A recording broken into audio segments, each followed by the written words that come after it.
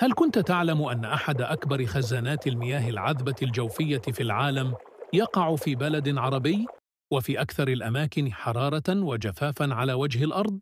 نعم، وتحديدا في قلب الصحراء الشاسعة، حيث تختبئ تحت الرمال ثروة مائية هائلة تعرف باسم الحوض الجوفي الألبيني أو النظام الجوفي للصحراء الكبرى. لكن قبل أن نبدأ، لا تنسى الاشتراك في القناة، الضغط على زر الجرس والإعجاب، ومشاركة الفيديو مع من تحب. دعمكم هو نبض المحتوى الهادف.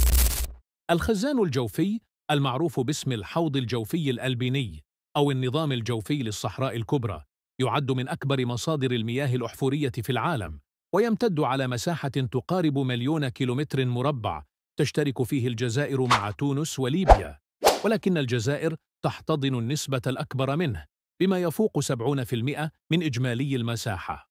تقدر كمية المياه المخزنة في هذا النظام بأكثر من 50,000 مليار متر مكعب، أي 50 تريليون متر مكعب.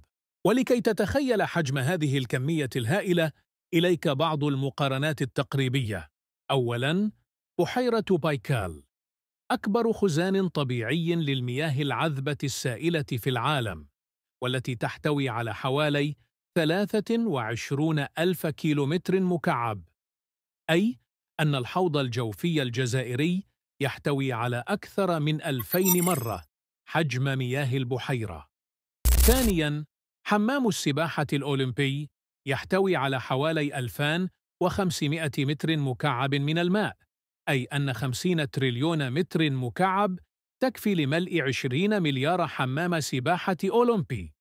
ثالثاً، نصيب الفرد من المياه العذبة المتاحة عالمياً يقدر بحوالي 15 ألف متر مكعب، أي أن هذه الكمية تكفي نظرياً لتلبية احتياجات أكثر من 3.3 مليار شخص مدى الحياة.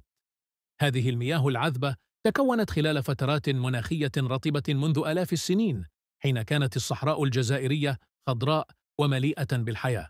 واليوم تستخدم هذه المياه في الزراعة والري وتغذية المدن الصحراوية مثل ورغلا والأغواط ووادي سوف وتمن راست، مما يجعلها شريان حياة في مناطق تعد من بين الأكثر جفافاً على الكوكب. ورغم أن هذه المياه لا تتجدد بسهولة، إلا أنها تمثل مورداً استراتيجياً بالغ الأهمية، يتطلب إدارة حكيمة وتخطيطاً طويل الأمد لضمان استدامته. فالاستهلاك المفرط وغياب أنظمة دقيقة للمراقبة، إضافة إلى التغيرات المناخية، كلها عوامل تهدد هذا الكنز الصامت.